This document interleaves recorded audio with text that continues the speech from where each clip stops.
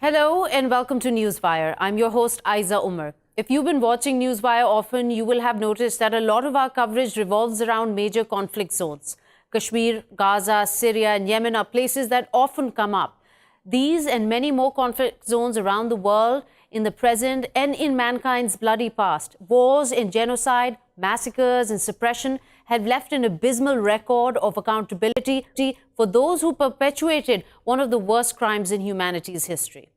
The existence of universal bodies like the United Nations Security Council, which is responsible for ensuring international peace and security, or the International Criminal Court, which has the jurisdiction to prosecute individuals for international crimes of genocide, crimes against humanity, war crimes, and crimes of aggression, and countless pacts and accords signed for the promotion of peace and ending war, all come under fire when, despite mounting evidence, war criminals gallivant across the world scot-free.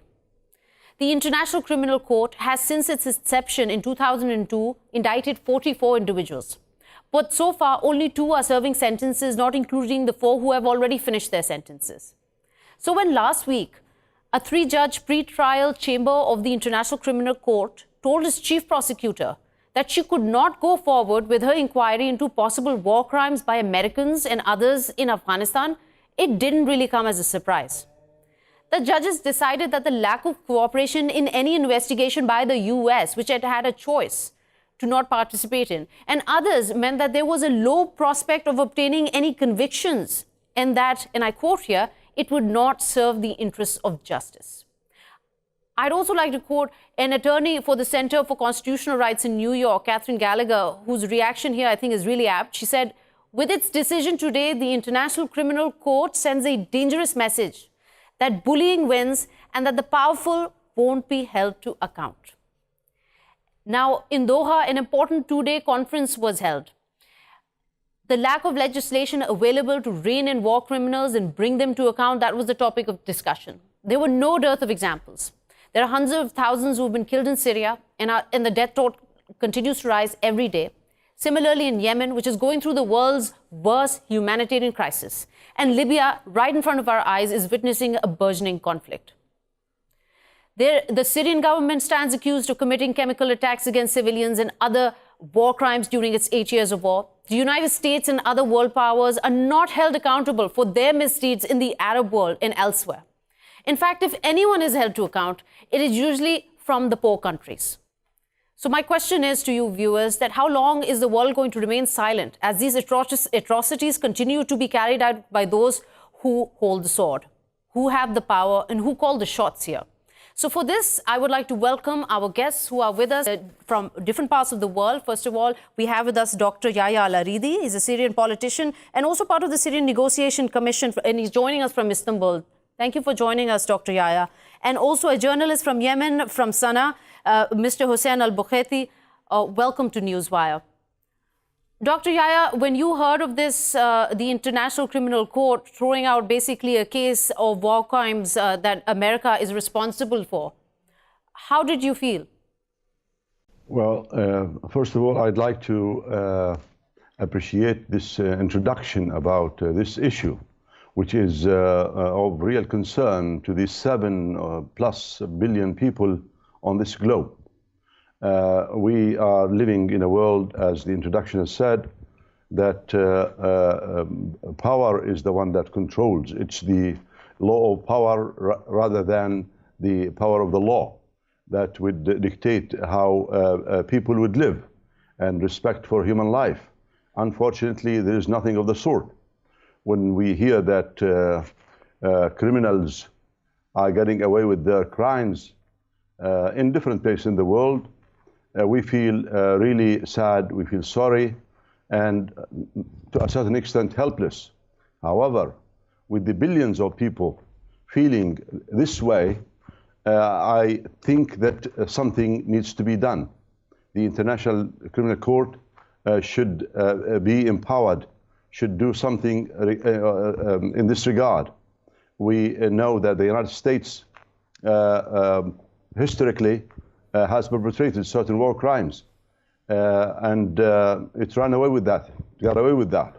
And in modern times, as a Syrian, I'm a witness to real war crimes being perpetrated against Syrians, starting from bullets in the chests of freedom fighters, of innocent, armless people, up to the use of chemical weapons against Syrians. And by whom? By their own government. And this is a big problem in this world. And the regime got away with that with the help of the Russians, who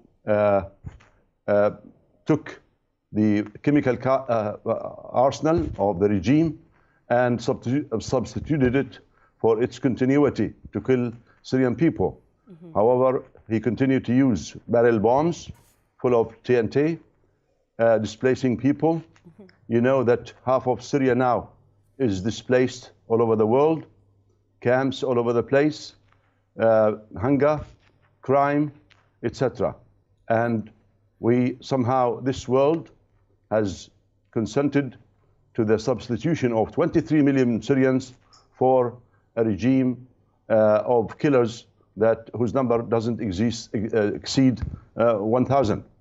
And this is a real problem in this world. And the helplessness is so starkly visible on TV screens, across newspapers, on social media, as there is no dearth of information available, of evidence that shows these victims in Syria dying every day, suffering every day as these proxy wars pan out for the benefit of those handful few who are in power. And with this, Mr. Hussain, I want to highlight the case of Yemen also. You're a journalist there, you've been reporting, and you've seen clearly a lot of what has been happening. Can you, in a nutshell, tell us how you feel when you look towards these kind of organizations that are supposed to be the sentinels for justice, for peace and harmony across the world, and yet every day the crime continues in front of your eyes?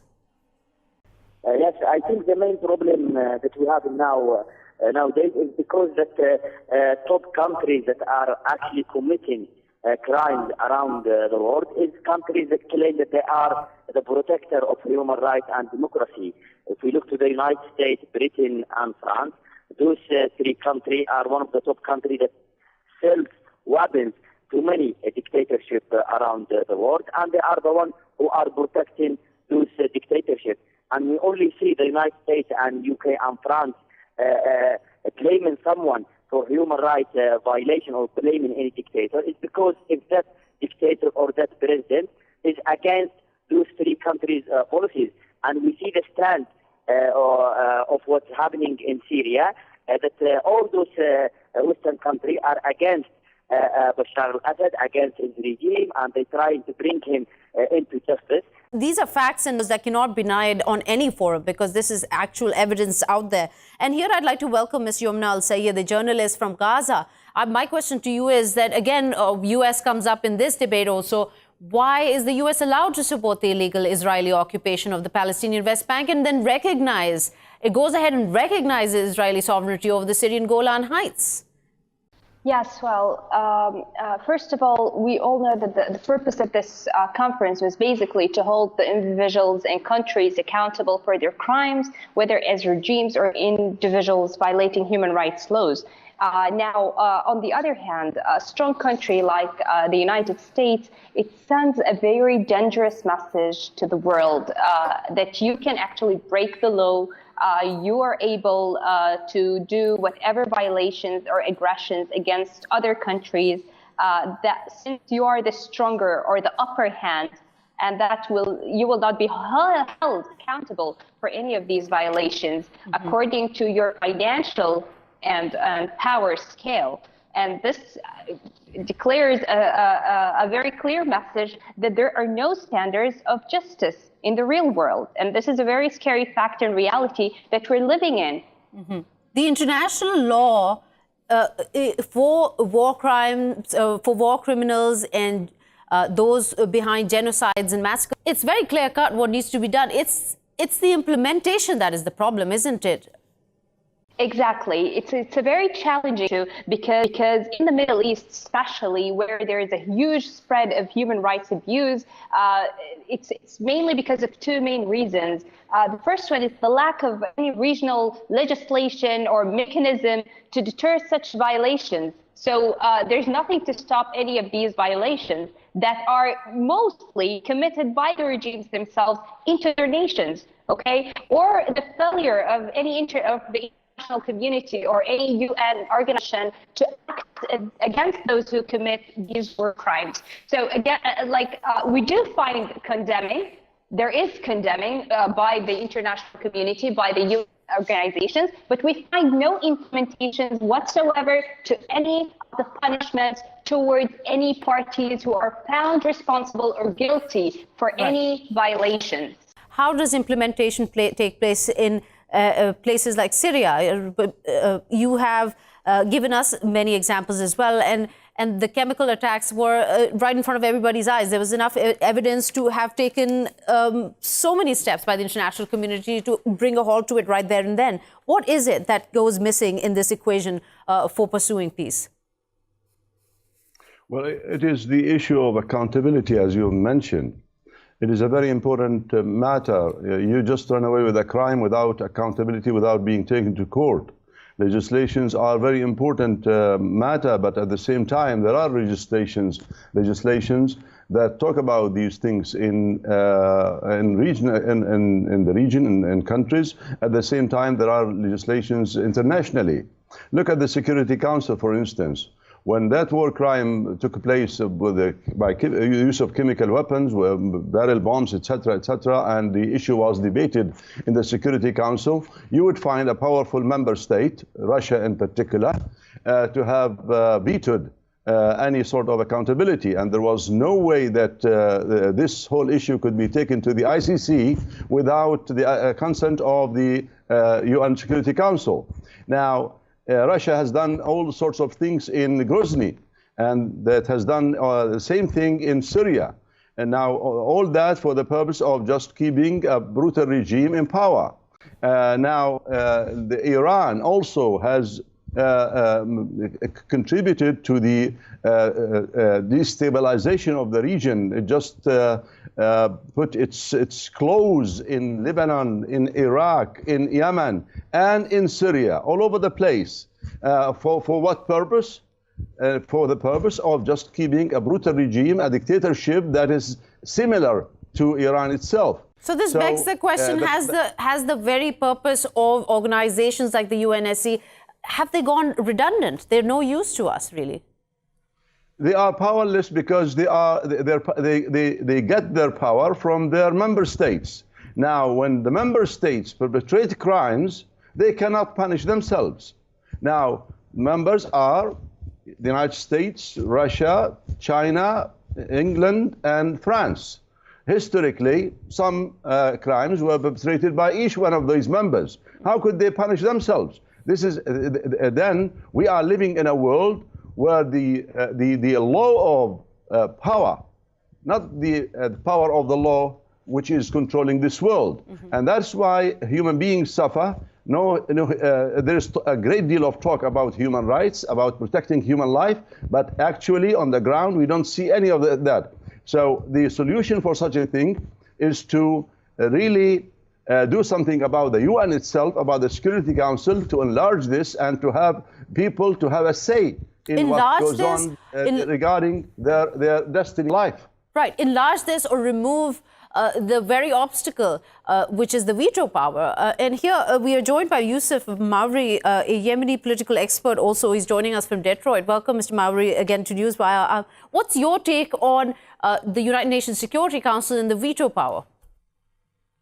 Well, if you just look over the past 2 decades, the UN's role, mostly in the Muslim world, has been very, very negative and has aided in the killing of millions of innocent people throughout the entire region. We're talking about the war in Iraq, the war in Afghanistan, Somalia, and also the drone strikes which are being launched from various locations in the Middle East and have targeted innocent civilians in Yemen, Somalia, Afghanistan under the pretext of fighting terror.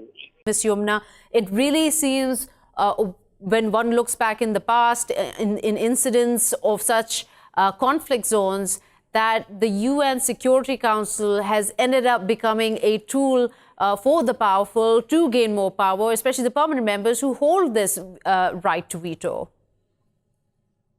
Exactly.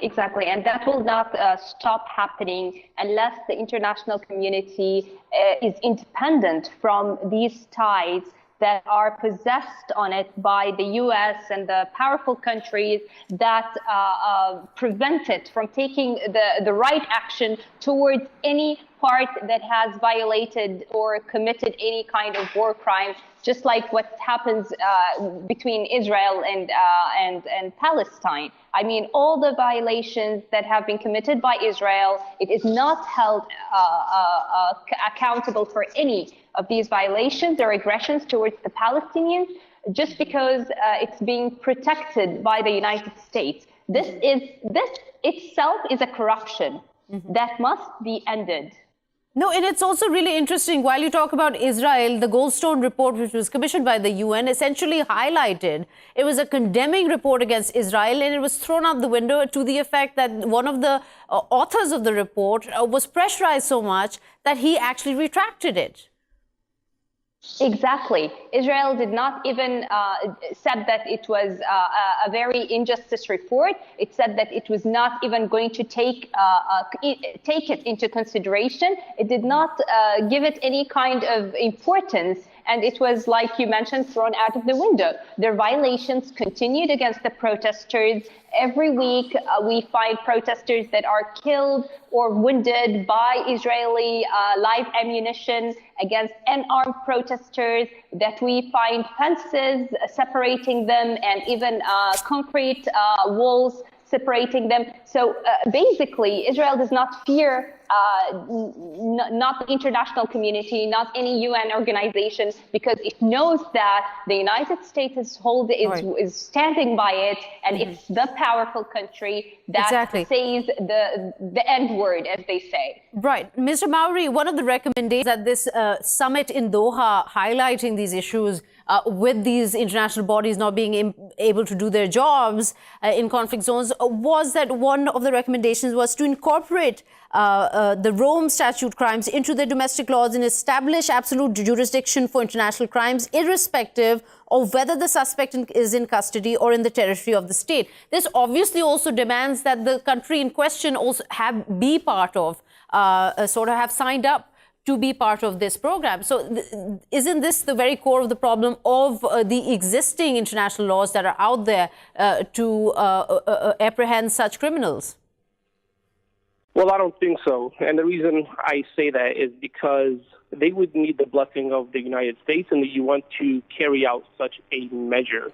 And the root of the problem is, in these countries like Libya, Egypt, Yemen, Syria, the problem is we're pointing the blame at the U.S. and the United Nations for all of these atrocities that the Muslim countries have been facing over the past 2 decades. And we need to stop doing so, because this is not going to result into an ultimate solution. You're basically blaming the wolf for eating the sheep. That's just something that, the wolf was designed to do. Mm-hmm. What the Muslim world needs to do, if they really want to derive an ultimate solution, is we need to get rid of the rulers, the puppets of these Western nations who have been put and installed in power to serve the interests of the U.S., to serve the interests of the United Nations Security Council. So wherever you go in the Muslim world, any country in the Middle East, you have dictators who have been implementing the interests and the agenda of Western nations, and unfortunately that has come at the cost of millions of innocent Muslims in the Muslim world. We're seeking solutions from the very people who robbed an entire nation, who robbed the state of Palestine and gave it to the Jews, and you're asking them to come up with a solution that will bring an end to the oppression that the Palestinians are facing. So, if we're going to be realistic and derive a pure solution, it needs to come from, we need to elect leaders or the people of each country that's suffering from civil war,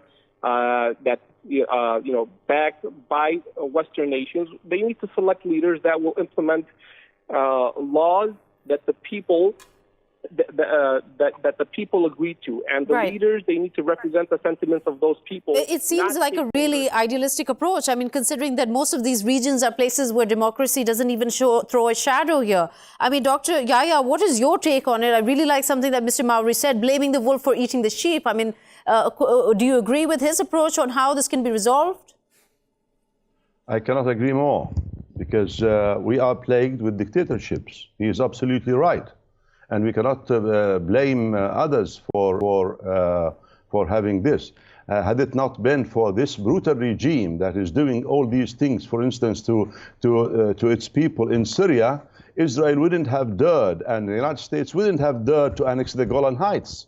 That just prepared the ground for Israel and for the United States to put their hand on a land that belongs to Syrians.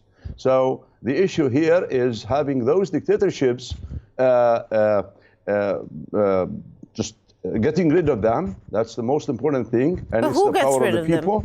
But the people themselves. Because, however, our struggle, for instance, for the past 80 years, is to get rid of a dictatorship that has done to Syrians for the past decades all sorts of horrors.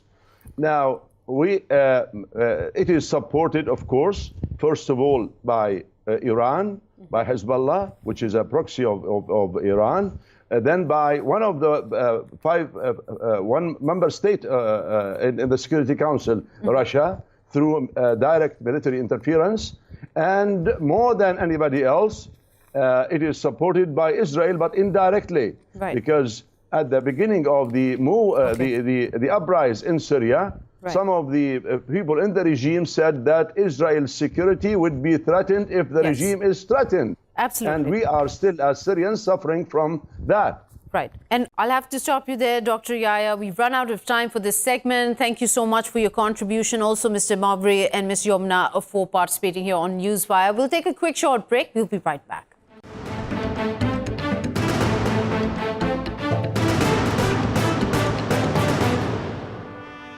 Welcome back. You're watching Newswire. The Afghan Taliban have agreed to meet with Afghan government members, albeit in strictly the members' personal capacity, on April 20th in Qatar. Now, this is being seen by critics as a significant step forward for the Afghan peace process, as far as any option of an intra-Afghan peace talk has been vetoed by the Taliban earlier. Now, they see President Ghani as an extension to the U.S. presence in the country and call his regime a puppet regime of the U.S., so refuse to speak to him so far. Now, the U.S., which has cited significant progress after holding direct talks with the militants in Doha several times in September, is not expected to attend. And Pakistan, too, has taken a back seat for this round. The last time the Taliban met with the Afghan government was actually when Pakistan brokered talks back in 2015. But those two were quickly derailed when the news of Mullah Omar having been killed was released. Now, U.S. Special Envoy to Afghanistan, Zalmay Khalilzad, has a tough job ahead. Anything could happen to derail the process. So what lies ahead? Is this a significant sign of progress, considering with the latest spring offensive by the Taliban, the death toll of civilians in Afghanistan security forces is spiraling out of control? So let's hear what our panel of experts have to say. I'd like to welcome Mr. Mushtaq Raheem, an analyst, Afghan-based analyst, joining us from Kabul, and also Mr. Syed Ihsan Taheri, a spokesman of the High Peace Council. Welcome to Newswire. It's so good to have both of you on the show. Let me start with you, Mr. Taheri. Can we say that progress has been made, considering from the time when the talks were all about troop withdrawal and Taliban ensuring Afghanistan is not used as a launchpad for Al-Qaeda and other terrorist organizations, to now an intra-Afghan talk? For sure, whatever these days or at these moments it's going on for the peace process is all about facilitation or mediation or paving the way to the official and direct peace talks to be held between the Islamic Republic of Afghanistan state and the Taliban Islamic movement. So whatever you said in the beginning was all about reaching out to facilitate that talk, which is very much important for the future of Afghanistan. And of course, that's also important for our neighboring countries, specifically Pakistan, and because we are all bordering each other. So what we are witnessing today is that there will be a intra-Afghan talks or dialogue to be held in Doha between the delegation from the Islamic Republic of Afghanistan side and the Taliban Islamic movement. That will be a dialogue to pave the way for the direct talks between the government and the Taliban. And of course, we need and we always welcomed the facilitation assistance by our neighboring countries, by regional countries, and by international community, those who are supporting us, specifically the United States and the delegation led by Dr. Salman Bhai, the special representative of the Indus Special of the United States. So for that reason, we welcome that. We welcome any steps that is coordinated steps with the peace process of Afghanistan. And those steps that are taken against the peace process, of course, everyone, including you and the people of Pakistan, Afghanistan, and our region, will stand against that. Right. So, Mr. Rahim, let me ask you, there are 250 people, I believe, on the list that was proposed of the Afghan delegates from the Afghan government who wanted to attend the intra-Afghan peace talks that are expected to start on Friday. Any concerns of who might be on that list and how this is going to carry out as in a personal capacity, as the Taliban have strictly said? Well, basically, yes. There have been some concerns raised by individuals inside Afghanistan. I'm following with people. They believe that not a representative list is there. They have raised questions about the representation of all segments of society. Basically, this list was prepared and such a large number of people were included in the list, mainly to ensure that we have the participation and representation of all segments, which is not seen right now. In the meantime, I think Taliban have also raised some concerns about the size of the list because they believe it's such a big number of people and they would not want to talk to such a big number.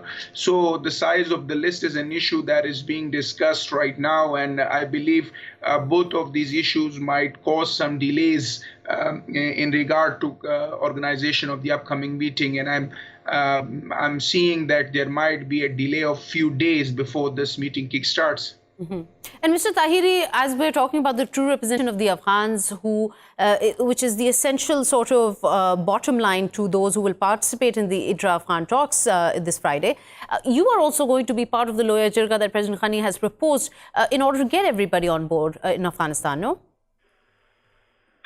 Yes, of course. The main progress on both sides is that there is a dialogue to be held between both sides. One side means the Taliban movement in Doha, and of course the Islamic Republic of Afghanistan state side, the delegation, and inclusive and representative delegation will be sent to Doha meeting. And that's not official negotiation, but that's a facilitation to start the negotiation. And of course, on the other side, in the Afghan capital, Kabul, we will be hosting the biggest, the most inclusive and most representative Loya Jirga that will be between 2,500 to 3,000 representatives of all walks of and segments of Afghanistan societies will attend. There, they will decide on their red lines and propose their red lines, and of course the green lines for the negotiating team of the Islamic Republic of Afghanistan state, that how they will negotiate, to what status they can go ahead with it, and what are the red lines of the people of Afghanistan. Both are very much important for the next phase of the peace process, which is to be started in the coming months. That is the official negotiations between the government and the Taliban. So for that to reach, we need such meetings, such gatherings, and this Loya Jirga, which is very much important for the current status of the peace process of Afghanistan. Right. So now we're also joined by Mr. Salman Bashir, the former ambassador of Pakistan. Welcome to the show.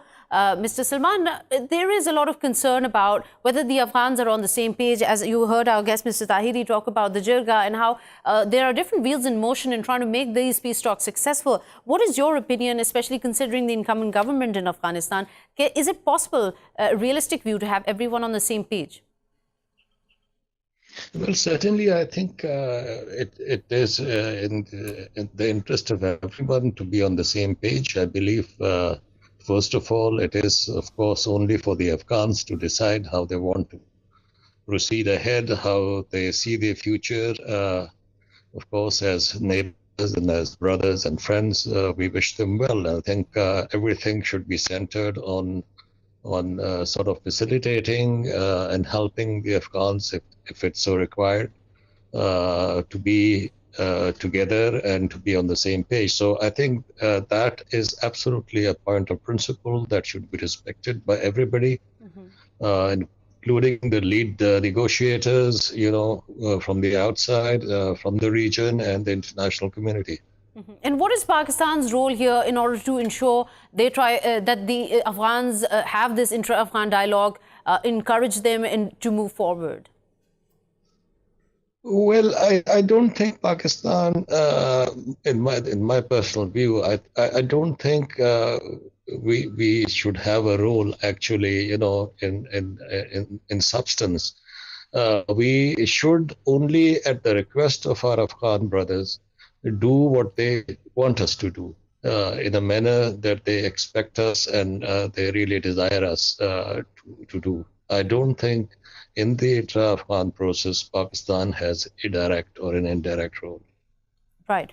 And Mr. Rahim, let me bring you into this conversation. We talk about bringing everyone on the same page. The concerns are raised when analysts point out issues where the government, like, for example, the Afghan National Security Advisor, Mr. Abdullah Mohib, when he basically came out and said that he didn't believe in these peace talks and that this was a way for the US to legitimize the Taliban.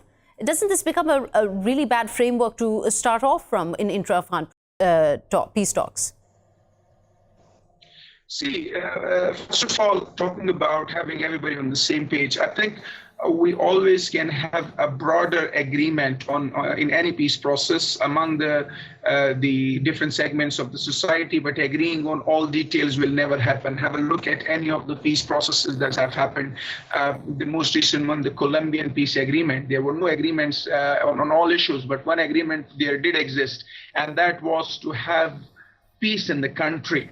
So definitely there is overarching agreement among the political community and general public that we want peace. The details are, of course, something to be debated and being debated right now.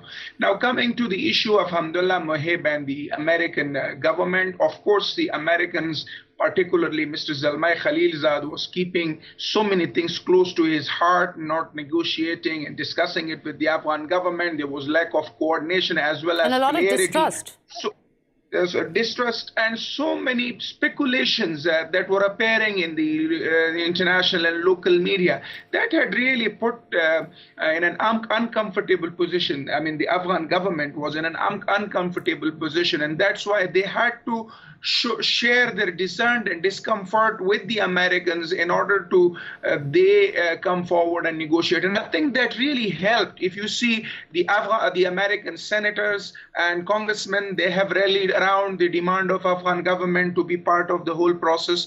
And of course, Mr. Khalilzad and his team has come back and he has been talking to the Afghan president and Afghan senior officials.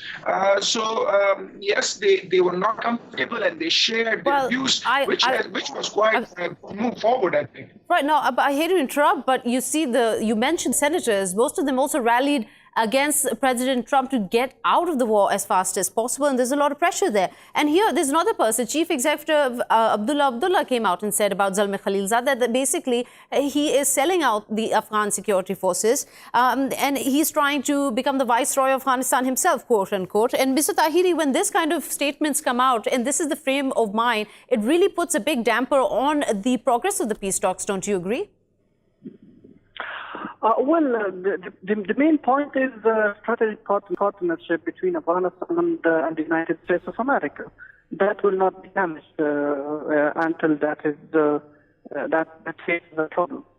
still, in the peace process, as I'm speaking on behalf of the Afghan High Peace Council or on behalf of the peace process of Afghanistan, I may not have a proper stance of the government of Afghanistan, as we are not a governing body. But still, on behalf of Afghanistan, in the peace process, there will be periodic ups and downs. So that doesn't mean that it will damage the strategic partnership of both countries. What is your view? What do you think when the chief executive Abdullah comes out and says this? This shows a lot of distrust. Do you agree with him at all? Well, for the peace process, positive steps or any progressive step is taken, that's welcome. But of course, on behalf of the people of Afghanistan, anyone is raising the voice of the people of Afghanistan out of Afghanistan and the real voice of Afghanistan, that should be completely heard and that should be welcomed. Because people of Afghanistan are tired of fighting. And they are definitely tired of fighting. This war has been going on for 18 years. But the big question is that those involved, while the government is not participating in the capacity of government, but they do have representatives as in a personal capacity, does bring into concern whether the problem here is President Ghani's government is feeling insecure about its presidency coming up in these elections. Well, we have concerns, of course, in any step, but of course coordination is there. Mechanism of coordination. The main point is it's not yet negotiations, direct and hostile negotiations. We are a little bit far away, but we're reaching to that phase, which is the official and direct negotiation. The peace deal will be inked. So any process, any talks, any talk for talks is going on. It's either by US and Taliban, by our Afghan brothers and sisters, by you facilitating, and by many other countries that's helping the peace process. So this is basically a meet or greet. It's basically a warm-up session before things progress, right? Let me come back to you, Mr. Salman. The regional players have a big stake here in terms of peace in the region. Pakistan is, of course, very concerned that their neighbor gets the peace that they so rightly deserve. But also, does it concern Pakistan when they see US being, the administration being continuously pressurized by senators, congressmen, different committees saying that we need to stop, we need to withdraw? Could US possibly be just trying to get out as fast as possible and leaving Afghanistan once again in the lurch? Well, I think that is, of course, an important aspect. And I think it has been evident to many now, and especially with the way we've seen the process being taken forward by Mr. Khalilzad, that the Americans, in particular President Trump, feels that it's time for them to exit from Afghanistan. Now, of course, a precipitate exit without ensuring that there are appropriate conditions which are conducive for that, for a durable, sustainable peace, it will be a mistake. So I think it is important now that the Americans have invested so much of their energy and effort in Afghanistan, not to sort of just quit for their own domestic political reasons, and to ensure that there is stability and prospects of stability are improved. So I think there is this concern, and I think there is also a distinct sense that Khalilzad is being, this is a consideration that a tweet from President Trump, unilaterally saying that they will quit, that will not be so good, actually, insofar as the ground situation is concerned. Right. And Mr. Rahim, let me ask you this. We're talking about representation of the Afghan people in the intra-Afghan talks. And of course, the Loya Jirga is about to take place. But my question really is how? How can the true representation of the Afghan people be expected to have an intra-Afghan talk with Taliban when a 2018 countrywide survey by Asia Foundation reveals that 82% of Afghans show no sympathy at all for the Taliban? And in fact, the same survey shows that 42% of Afghans believe that peace with Taliban is impossible. Look, these surveys are mostly done on sample-based, and those numbers and those figures can always be contested. Yes, the Taliban may not be trusted, but then people do believe that they have been one of the main reason actually behind the instability and ongoing violence in Afghanistan. And there is need for stoppage of that violence and bloodshed that is happening in this country. Similarly, in regard to peace, I can tell you there is a consensus among general public. We know that Mr. Taheri is here. He can give you some numbers, but there were about 100,000 people were consulted during early 2018. And almost every single person, I can give you with assurance a figure of 98% that everybody was of the view that we need to go to a peace negotiation process. And that was the basis for the president of Afghanistan to come up with a peace roadmap in Doha Conference. I'm afraid my question was misinterpreted. The question is not here whether peace is the answer or not. The question is whether the Taliban can be trusted to stick to their side of the deal. Can they be a fair negotiator? I mean, let's just look at the recent past. Between April 12th to April 14th, U.S. Special Envoy Zalmay Khalilzad furiously tweeted condemning basically the spring offensive. And then we saw Zabiullah Mujahid, the spokesman for Taliban, come out and say that, let me remind you that you are the ones who started the war and we are just carrying out our right to defend our land. Well, I can tell you peace processes, as is normal in Afghanistan as well, goes through roller coasters. Ups and downs are part of the process, and it is ongoing in here. The Taliban have to continue their military offensive and try to show that they hold the control on the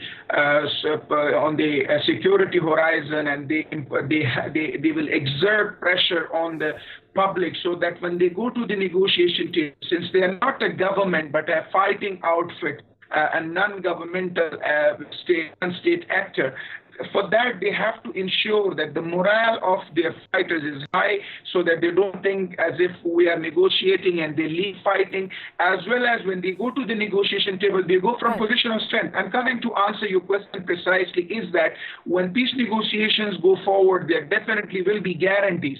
Those guarantors will be responsible for assuring and ensuring that all the agreements are implemented as those are finalized on the negotiation table. So yes, personally, if you ask me, I do believe them, but they will make sure that they have more share of the pie, larger share of the pie. That's interesting. You mentioned because of the guarantors. I want to ask you, Mr. Salman Bashir, who will be the guarantors to make sure that these terms and conditions are followed by those who are part of this deal? Well, primarily, I mean, it's premature for me to comment on who will be the guarantors. But of course, the surest guarantors for peace are the Afghan people themselves and their leadership. But insofar as the international community is concerned, or the regional states, their neighbors are concerned, I think they can sort of only pledge to support a settlement which is generally accepted by the Afghan people and to respect that settlement. I think that is what the international community and the neighbors of Afghanistan can do for Afghanistan with solemn commitments. Right. And Mr. Taheri, ask you this while we are still, we've got the last minute, so I have to beg you to give me a quick, short answer. I'm sorry to rush you. But the Taliban, again, can we expect, I know it is too early, I know these are just intra-Afghan talks, but these are the people who are participating and are key members of bringing peace here. Can we depend on the Taliban to not just for the eradication of war economy, which is largely driven by narco trade and is running their forces as well, when the Taliban can't even come to one agreement over a ceasefire in the region while these talks are taking place? Well, I think an